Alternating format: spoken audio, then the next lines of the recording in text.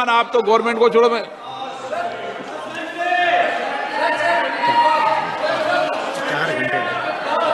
हाँ नहीं, चर्चा आज कर लेते हैं। बैठिए बैठिए बैठिए। सदन में अगर 300 सदस्य रहेंगे तो 10 घंटे चर्चा कराऊंगा।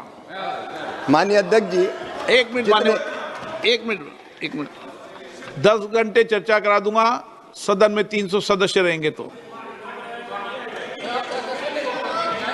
प्रेजेंट करो सदस्यों को, उपस्थिति करो। सभी दल अपने अपने तय करके बताना मुझे चेंबर में। आज बोलो, कल माननीय मंत्री जी की रिप्लाई कल करा देंगे, कल करा देंगे।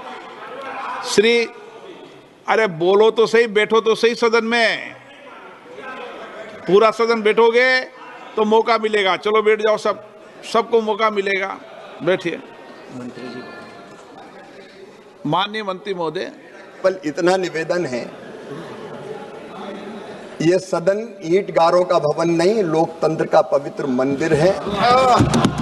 चर्चा होनी चाहिए, विस्तार से चर्चा होनी चाहिए, लेकिन मैं प्रतिपक्ष के मित्रों से ये निवेदन जरूर करूंगा कि जब मैं उत्तर दूं तो मेरा जवाब भी वो ध्यानपूर्वक सुने। हर प्रश्न का उत्तर दूंगा माननीय अध्यक्ष महोदय। श्री जयप्रकाश जी। धन्यवाद अध्यक्ष महोदय। एक मिनट मुंह कर दो पहले एक बार।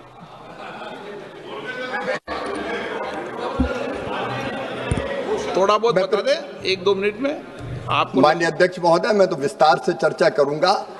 ये बिल विकसित भारत के लिए विकसित गांव के निर्माण का बिल है, जिसमें 100 दिन जो रोजगार की गारंटी थी वो बढ़ा के 125 दिन कर दी गई है। हम रोजगार भी देंगे और 100 से बढ़ा के 125 दिन। लेकिन केवल रोजगार नहीं, जो महात्मा गांधी जी का सपना था स्वावलंबी गांव, वो स्वावलंबी, स्वयंपूर्ण, विकसित, गरीबी मुक्त और रोजगार युक्त गांव बनाने का ये बिल है। मैं निवेदन करता हूं कि इस पर चर्चा कराई। श्री मूव कर दिया ना? मूव नहीं किया सर, मूव नहीं किया। मैं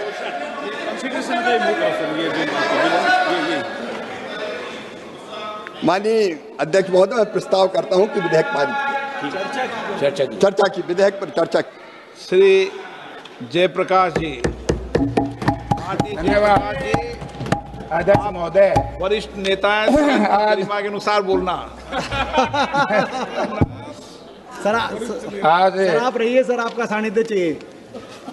मैं एक ऐसे महत्वपूर्ण योजना बिल थी जो 2005 में सर इस देश में लागू की गई थी, और अब विकसित भारत रोजगार आजीविका गारंटी मिशन ग्रामीण 2025 में जिस तरीके से महात्मा गांधी ग्रामीण रोजगार गारंटी अधिनियम का नाम परिवर्तन प्रस्ताव का मैं स्पष्ट, सशक्त, तथ्यात्मक विरोध दर्ज करने के लिए खड़ा हुआ हूं।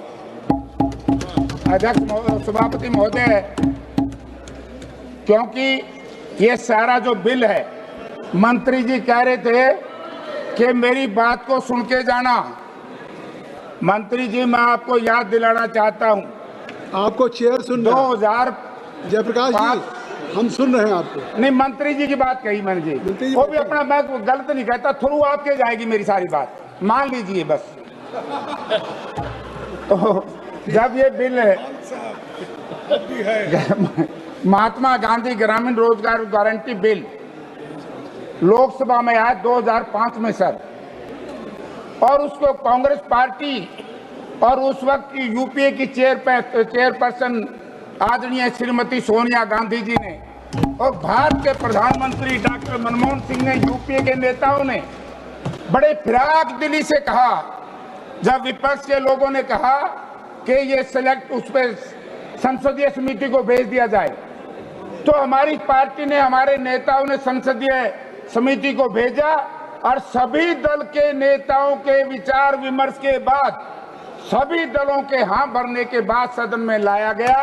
और जब ये सदन में इस पे चर्चा हो रही थी, अध्यक्ष महोदय, मुझे बड़े खेद के साथ कहना पड़ता है कि उस वक्त आज के प्रधानमंत्री, उस वक्त के मुख्यमंत्री माननीय नरेंद्र मोदी जी विरोध में बोल रहे थे, सर ये लोग किसान विरोधी है, मजदूर विरोधी हैं, ये कभी गरीब का भला नहीं चाहते सर।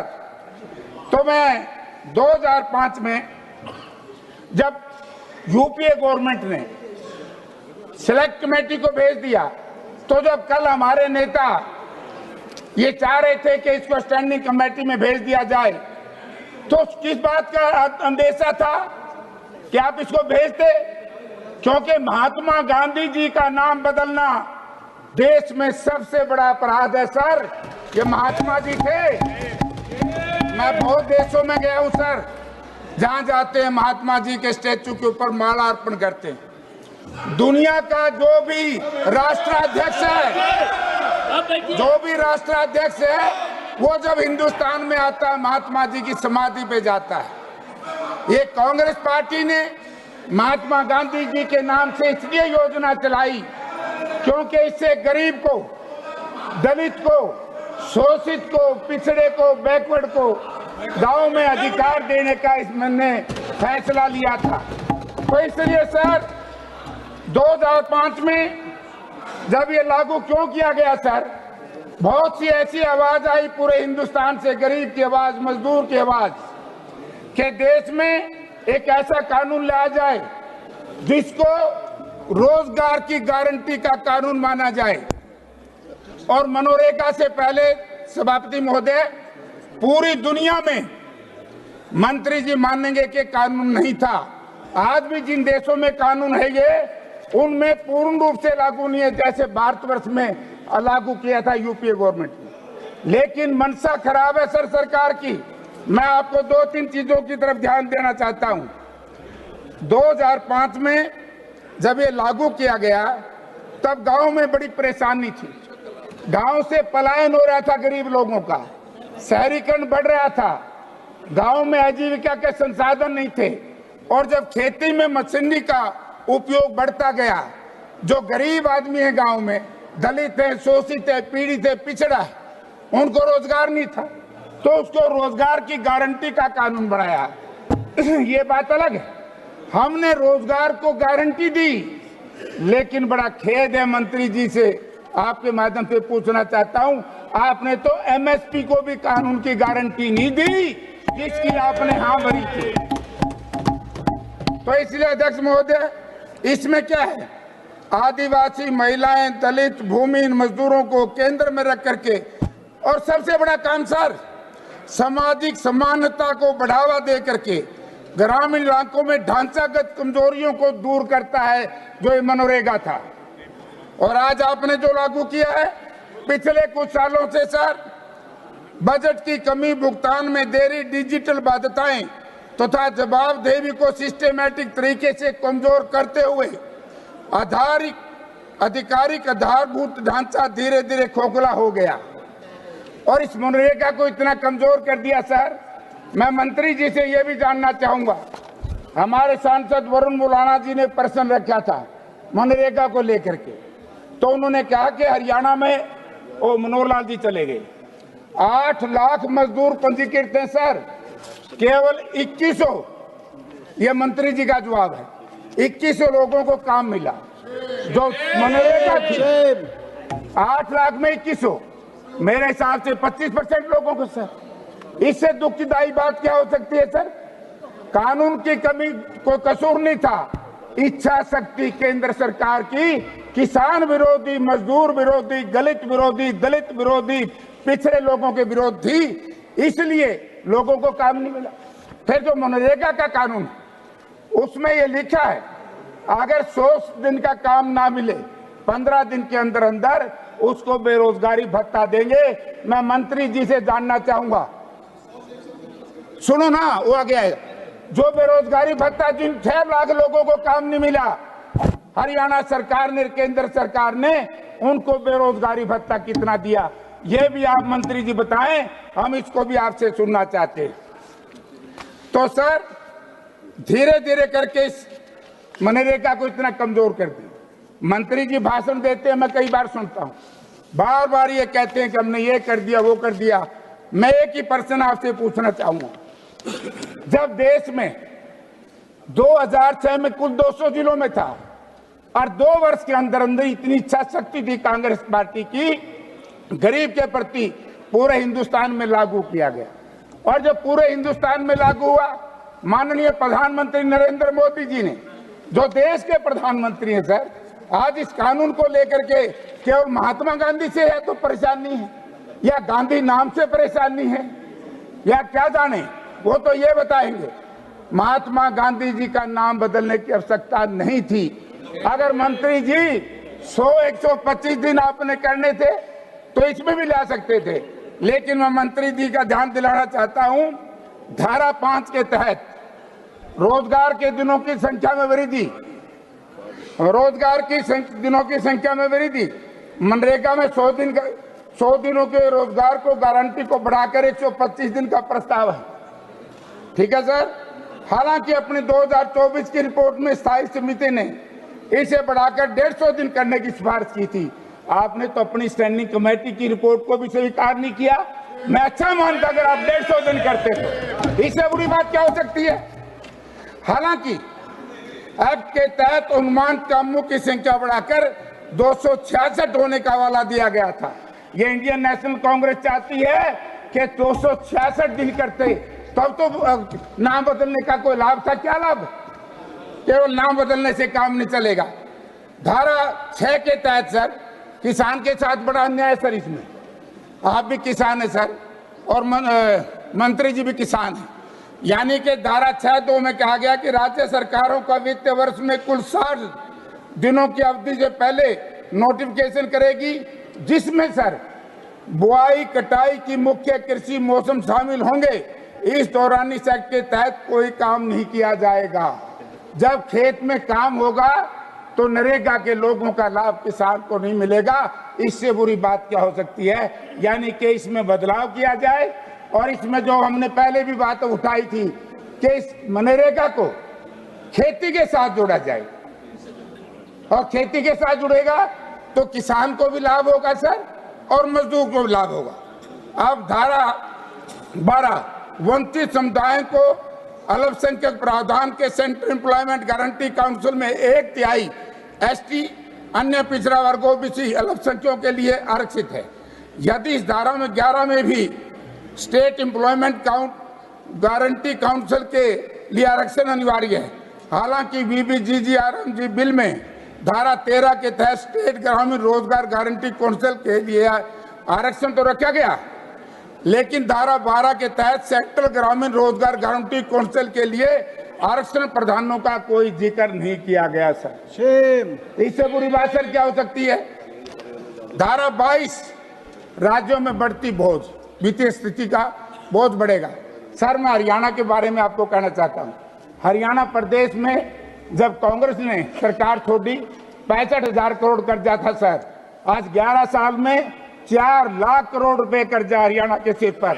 हरियाणा सरकार दिवालिया हो चुकी है और यदि उसके ऊपर 40% बोझ डाल दिया गया तो गरीबों का बहुत बड़ा शोषण होगा।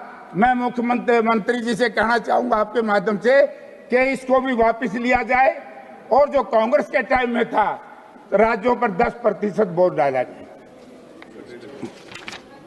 मेटेरियल साथ में आ जाएगा। धारा 1 मिनट सर, अभी थोड़ा सा अभी शुरू करे है, किसान की बात करता हूं। धारा 20 सोशल ऑडिट समुदाय की निगरानी को कमजोर करना। सर जो धारा इनकी 20 है उसके तहत बिल में कहा गया कि सभी मजदूरों को सोशल ऑडिट ग्राम सभा द्वारा किया जाएगा। हालांकि सोशल ऑडिट करने का तरीका, प्रक्रिया और तौर तरीके बिल में तय नहीं है किए गए सर कि उसका ऑडिट कैसे करना है। सारे बिल को एक थोथा रखा गया, एक डरावना रखा गया, एक बहकाया गया। तो इसलिए मैं इस बिल की इसलिए निंदा करता हूं क्योंकि आज हालत क्या है सर देश की। देश में मनरेगा के समय मजदूरी मिलती थी, मजदूरी नहीं मिलती तो 15 दिन के अंदर अंदर उस परिवार को बेरोजगारी भत्ता मिलता था। मंत्री जी ये भी बताएं कि जिन परिवारों को वो नहीं मिला तो भत्ता कितना मिला। हमारे जो वेट है सर, एक मिनट सर, 18 स्पीकर हैं आपके। एक मिनट सर, मैं तो सर मनरेगा वेटों की आज तक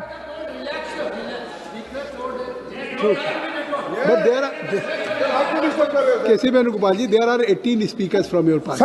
सर मैं बड़ा टाइम ले लूंगा। सर ये सरकार गरीब विरोधी है, दलित विरोधी है। इस कानून में मैं आपको बताना चाहता हूं कि मेटों को, मंत्री जी ये भी बताएं सदन को, 2 साल से नरेगा मेटों को तनख्वाह नहीं दी जा रही। इससे बड़ा गरीब के साथ अन्याय क्या कर सकते। इसलिए सर हम इस सरकार को हमेशा कहते हैं, ब्रीफ केस की इस पार्टी को जिसमें सब लोग शामिल हैं, ये जो सामने वाले हैं, ब्रीफ केस का मतलब ये साहूकार की पार्टी है, धन्ना सेठों की पार्टी है, बड़े लोगों की पार्टी है, गरीब का, मजदूर का, पिछड़े का, अल्पसंख्यक का, किसान का इस सरकार से कोई लेना देना नहीं है। और ना इस सरकार उनके हित में, इस गरीबों के हित इनके यहाँ सुरक्षित रह सकते। इस करता हूं और महात्मा गांधी जी का नाम बदलने का जो षड्यंत्र रचा गया है, एक योजना नहीं सर, अगर आप इसमें देखोगे सभी योजनाओं के नाम बदल दिए। इंदिरा आवास योजना का नाम बदल करके प्रधानमंत्री आवास योजना। क्या नाम बदलने से कोई लाभ हो सकता है? क्या नाम बदलने से अर्थव्यवस्था ठीक हो सकती है? अर्थव्यवस्था को आपने बिल्कुल बर्बाद कर दिया है। रोजगारी चरम सीमा पर है, महंगाई चरम सीमा पर है। इसलिए मैं इसका पुरजोर विरोध करता हूँ। ब्रिजमोहन जी